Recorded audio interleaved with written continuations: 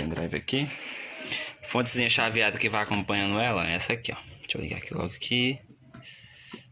É de 7 amperes essa fontezinha. 12 volts. Ligar na tomada aqui, ó. Não é que liga, acende a lâmpadazinha. Aqui também é do mesmo jeito. Ela tem um conectorzinho na frente. Só conectar aqui, ó. Na hora que conectar automaticamente aqui, ela liga o LED, ó. Ela liga o LED de dentro. Fica toda azul por dentro. Deixa eu mostrar aqui o negócio, o movimento dela aqui. Tá vendo aí? As portas, normal, ó. Abre. Só empurrou, fechou. Mesmo jeito do outro lado.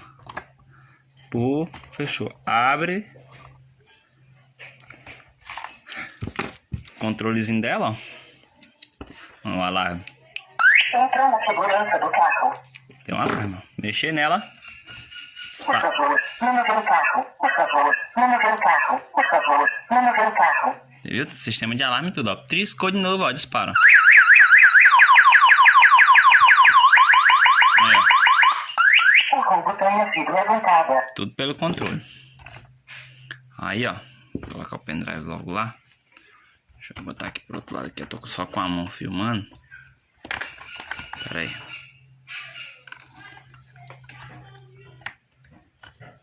Deixa eu botar ali o pendrive. É, só com a mão é foda o cara filmar aqui e mexer ao mesmo tempo. Mas pera aí. Aí. Pronto, conectei. Porta-mala. Abre aqui, ó. As conecteiras ficam desse jeito. Ah, encaixa aqui embaixo. Tem um pinozinho ali atrás do LED, ó. Coloca ali. Pula um pouquinho mais pra dentro. No meio, certinho. Tá vendo aí? Olha aí, não pode ligar.